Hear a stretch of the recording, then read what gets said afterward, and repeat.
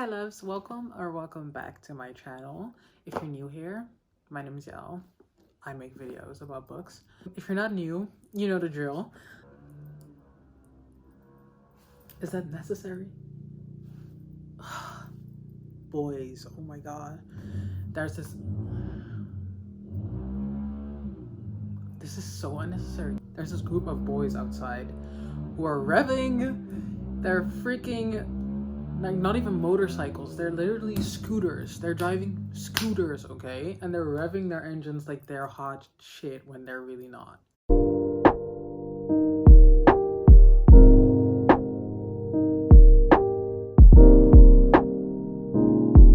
So for today's video, I'll be starting a new concept, which I will be calling Diverse Author of the Month, in which I'll be reading a book, or I'll be presenting a book to you by a diverse author every month. And that could be either diverse in ethnicity, or it could be diverse in sexuality, anything that really makes them different, right? But I just want to further the notion that not every good author has to be a cis, white, heterosexual person, you know? So I kind of want to step away from that and show everyone that there are amazing authors out there who are not white and who are not straight and who live in India or like Sudan or whatever. So for this video, I'll be talking about the author Tochi Onyebuchi, I think. My pronunciation isn't the best, I'm sorry. And his novel, War Girls. I recently read this. Let me tell you, I am in love. It is amazing, but we'll get to that a little bit later. First, a bit more about the author. Tochi is a 33-year-old civil rights lawyer turned writer who lives in Massachusetts, but is from Nigerian descent. He was an avid reader growing up and was heavily influenced by X-Men and anime. My man right there. We love that. He majored in political science at Yale University and graduated in 2009, after which he earned a master's degree in screenwriting at NYU's School of the Arts, a master's in global economic law, and a law degree at Columbia Law School. After earning his law degree at Columbia, he began his career as a civil rights lawyer for a law firm, but after 2 years, he quickly felt burned out and joined a high-tech company. And during that time, he kept his interest for civil rights alive through writing. Tochi has always been an avid writer. Tochi tried to sell his first novel when he was still in high school and had already written 17 novels by the time he published his first book, Beast Made of Night, in 2017, which then went on to win an award for Best Speculative Fiction Novel by an African Author. The sequel to that, Crown of Thunder, came out in 2018, and the novel we're talking about today, War Girls, came out in 2019. He then went on to publish his first adult novel, Riot Baby, in 2020, and the sequel to War Girls, Rebel Sisters, is coming out in 2 days, November 17th. So now that you know a little bit about the author, let's get into the book we're discussing today, which is, as mentioned, War Sisters by Tochi. War Girls is a science fiction novel mainly based off of the civil rights law. The civil rights law? What is happening to me? On the Civil War. War Girls is a novel. I can't this sentence over anymore. Oh my god. This is what happens when you have to start a sentence over 10 times and you just go crazy and the words completely lose meaning. Zen. War Girls is a science fiction novel based off of the 1967 Nigerian Civil War. After Nigeria became independent in 1960, many events occurred and the tribe of Biafra... I'm very sorry.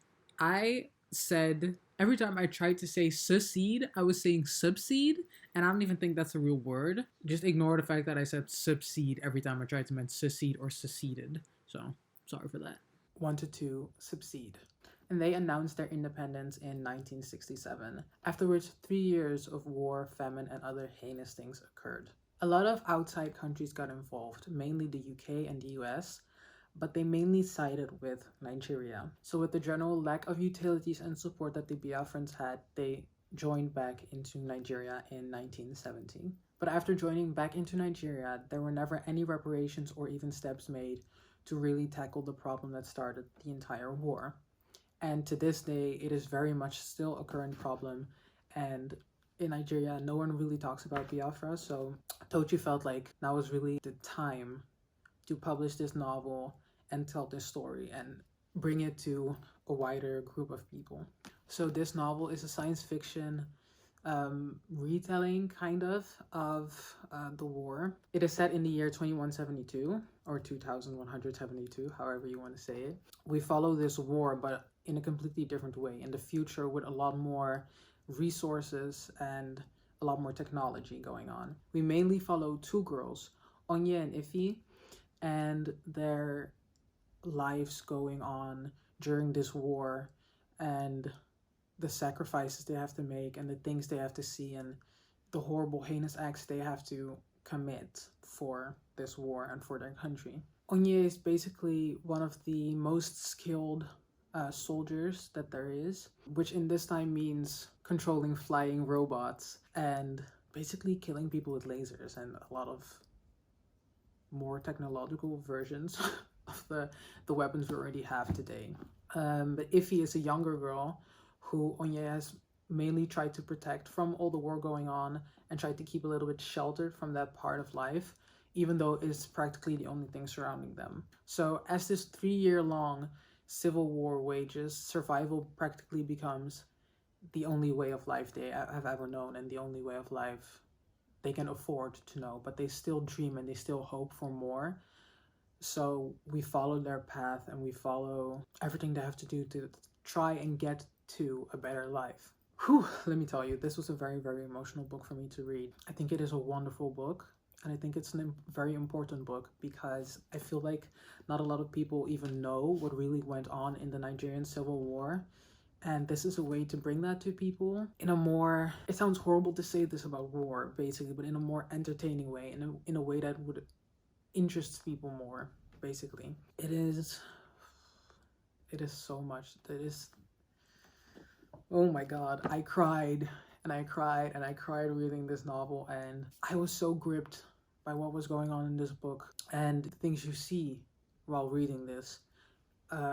Child soldiers and mothers who lost children and children who lost parents, and it is so emotional and so important that this is being told, because even if we're not speaking about Nigeria or the Nigerian Civil War per se, there are still so many war-torn countries where this is going on, and I feel like we just don't know how good we have it.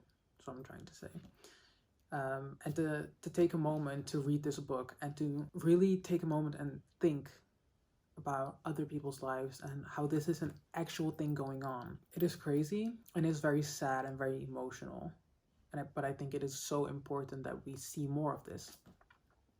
Furthermore, I also think it is so important that we have strong Black female leads, a Nigerian author. We have some LGBTQ influences here. There are two female on female relationships going on. They're not very significant at all in this story. There's hardly an aspect of romance here going on here, which is, I think, very realistic, seeing as how this is literally war and survival. But the fact that they are still there, I think, just drives home the fact more that these are like real experiences, right? They are young girls who also love and who also have passion and who also have dreams, but they can't do anything with those since their entire country is being eaten up by war. So that is basically the story of this novel.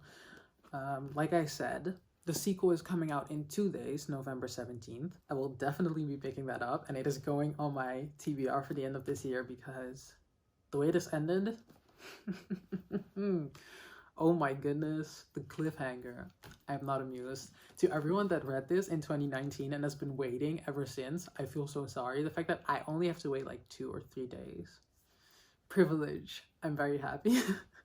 But that is basically the story of this book. So this is the first installment of Diverse Author of the Month. I We'll be doing this every month. And yeah, let me just elaborate more on why I'm doing this. I don't know if you remember, but back in my BookTube newbie tag, I think I said that I was here to bring diversity to the platform. And I think a lot of people, when they think of diversity on social media and diversity in things like BookTube or any other aspect of YouTube, really, they think of diversity in terms of the creator, me or any of your other favorite booktubers, right?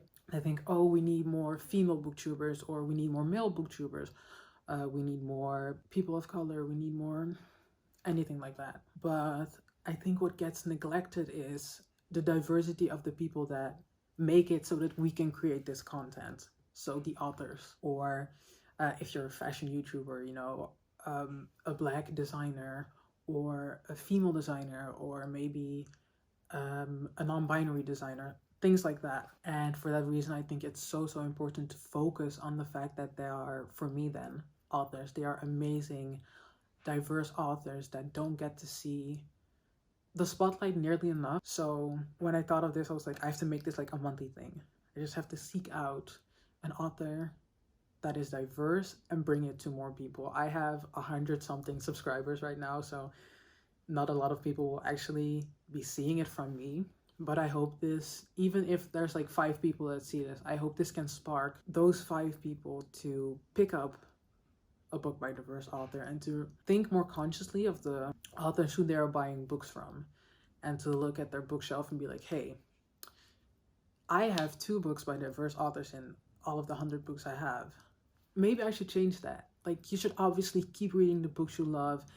It's not that a straight author isn't a good author. It is more that they are highly promoted. And I think that it would be great to just also, alongside those authors, promote a more diverse group of authors who are equally, if not sometimes even better writers than the ones we already know. So that's what I want to do, and I hope it gets received well, because it is something I'm very passionate about, and I'll be doing until I don't have any diverse authors to pick anymore. But I just think this is one of the most important videos I could make as a creator.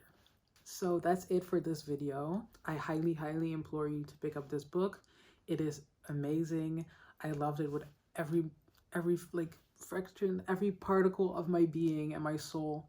I gave it 5 stars. You can read my review on Goodreads. It is spoiler free, so go ahead and check that out. Thank you for watching. I appreciate everyone that watches my videos or comments or shares it with their friends. Thank you so much.